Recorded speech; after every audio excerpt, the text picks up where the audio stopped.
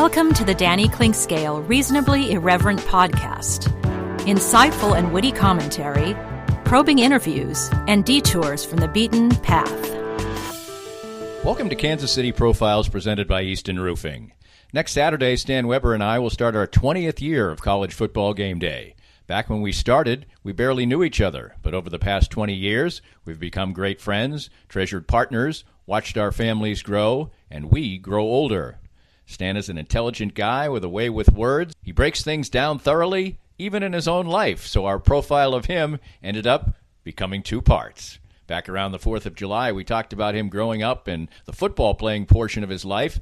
Fascinating and fun, but there was far more to Stan than playing football when he wrapped up his career, although a goodly part of the next phase of his life has certainly been wrapped up in football. He has been the K-State football analyst since 1987 and has done basketball on some platforms since 1995.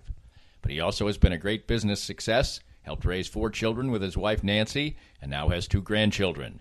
As the title of this piece indicates, Stan has been a success at just about everything he has touched, and his relentless nature hasn't slowed to this day, as you will find out next in Part 2 of our conversation with Stan Weber on Kansas City Profiles, presented by Easton Roofing. We're here with Joe Spiker, the president of Easton Roofing. And Joe, you worked for other companies in the construction industry. What inspired you to start your own company in Easton Roofing? Well, you know, Danny, when you are working for somebody else, you oftentimes don't get to see the project through from beginning to end, and you don't get the final control over the customer experience. And I wanted to build a place where people can come and get work done on their house and not have to worry about being treated the wrong way and get a good customer service experience start to finish. The company slogan is "Where Integrity Matters." Why is that so particularly important to you? Well, for us, what that means is treating each other with respect at work, treating our clients with respect, and making the right choice, especially when no one's looking. So when you're presented all the time as a contractor with choices that have to be made, are you going to make more money on this if you cut a corner? And we just wanted to make a place and a slogan that said to our people and to whoever is our customer, we're not going to do that. We're going to make the right choice regardless of profit. Easton Roofing, where integrity matters. Sumner One is the company to make your office maximize efficiency. Their family of companies make up one of the largest independent dealers of office technology in the Midwest. They are proud to bring the best service and technology to top companies across the region. Sumner One can help your organization run more smoothly than ever. Sumner One printers, copiers, MFPs, managed print services, document management, infrastructure design, IT services, disaster recovery, and business continuity. Welcome to the one place where everything works. For more information, call Carl Little at 913-752-2256. I was duped, and I recommend you be next. For better or worse, the ultra-realistic impression of me sits now in my wife's office to spook her on a daily basis. So what is Doob? D-O-O-B. It's the keepsake of a lifetime, a 3D-generated, incredibly lifelike figurine. 66 cameras take an image at exactly the same moment in any pose, and state-of-the-art 3D technology transforms that into exact replicas of you, anyone you know or love, a pet, whomever is close to your heart. Create lifetime memories with a Doob. Visit their Facebook page at Doob 3D Kansas City, or better yet, see their incredible creations. Visit their location down on the plaza in the heart of it at 231 West 47th Street in KC Mo. Doob, be next. Okay, Stan, football playing days are over. It's time to start to look ahead to the real world. First of all, did you have kind of football withdrawal of any sort in your life? A little bit, but I think that I understood during my final years of K-State football, even though I was having success and getting a chance to be the starting quarterback, that the skills I had didn't parlay into being a pro as much as you could wish. And remember, I played defensive back, so I'd say, what about other positions? What about being an athlete? But after I'd blown out my knee in 1982, the surgery was really good. For the time. For the time, it was really good, but I'd lost a little bit of athleticism, so I had to play the quarterback position, and I wasn't a passer. I led the team in rushing in 1984. I mean, I was more of a scrambling quarterback. And like you look at Colin Klein and how he was a big-time Heisman Trophy finalist for K-State in 2012, winning the Big 12 championship.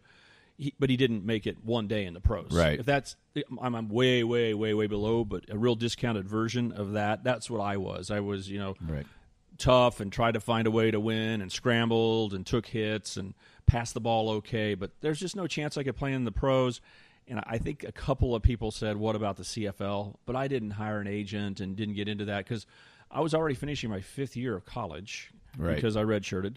And I was getting my master's degree, so I had plenty of time to say, let's get on with real life. So, yeah, I think there was a little bit of withdrawal, but not so much about being a player.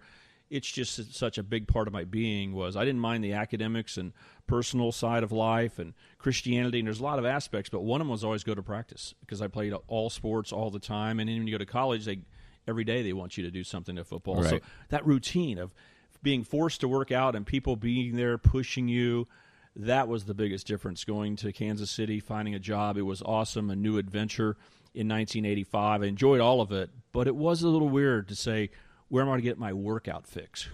What's going to motivate me? Because I'm not a guy who wants to work out for my health. Right. I want to work out because there's a game to win. Right. But fortunately, I was accepted in this community with some fairly competitive opportunities, and therefore I had a reason to work out. And that wasn't every day, and I wasn't getting pushed. But so I went right into that, had a good time, business life, those other things. The Royals in 1985, I got here during the summer, and the World Series run. I mean, the first World Series for the Royals, and they weren't in first place, I don't think, at the end of July. I believe that they and the Angels were battling it out. So I come to Kansas City, and I'm a kid in a candy store, because growing up in Wichita, I might make one trip a year to Kauffman or back then Royal Stadium. I thought it was the greatest deal ever. Now I'm in town, and people say, well, you want to go to the game? We'd go to 2 out of every 3 games at home and rode it all the way through the World Series championship and the celebration and all of that. So that helped. But still, I was very lucky that I got that quick call to be a broadcaster because the withdrawal would have really been something if I wouldn't have so quickly got the opportunity to get back in the game. Talk about your entry into the working world and what your options were and what your decision-making was about what you really wanted to do. When you go into the field that I did, I got an accounting degree, and most people go to big firms, big international firms, definitely national firms. There are 8. They were called the Big 8 back then. Today, as we sit here, Danny, in 2019, there are 4 big firms left. There's been some merger. But you go and it's a great training ground because I got my degree, got my master's degree, and then when you go there, most people don't stay, but they push you so hard and teach you that it's the next level, like a doctorate level at the workplace. So I went and got to experience a lot of different things. I could have gone to work for private companies, they're called, and went to work right away and worked for a company, if it's Conoco or whatever you want to say, Quaker Oats, whatever. But I went to the public accounting field, which really just means you're still waiting to launch to find that real home. So I passed my CPA exam. By law, you have to work under CPAs for 2 years to perfect your CPA so you could practice as a CPA. So almost everybody stays 2 years. Right. And what they do is they hire a bunch of people, 25, 30, and they hope that by the end of 5 years, only 2 or 3 of you choose to be there, and they don't want to fire anybody because that's bad for hiring practices. So they push you so hard, a lot like you see in pro football or college football. They push you so hard, which I easily handled. That was no problem. That they wanted so much of our time and everything else. And I went there and I worked for 4 years, basically on the audit side. I would go around to different clients. And which company was this? It's called, back then it was Pete Mark, but now it's known as KPMG. KPMG is, you see Phil Mickelson's hat. The golfer right there. He's the easiest one to say. Right. Represents KPMG. Yeah, so that's the firm that I worked for. And I got into a rhythm as I got to run jobs, it's called. Your first year, you're just doing whatever is needed. And by your second year, you get to be in charge on site doing jobs. And I spent 6 months of my year working on Hallmark. It was really an elite account for us to have. So I felt very fortunate to get that account. Then I spent a couple months doing the Kansas City Chiefs. And 3 months doing this company called National Farms and then other miscellaneous vacation or whatever for that other month. So I was able to audit the Chiefs. And if you remember, Denny Thum is a guy whose name is well known.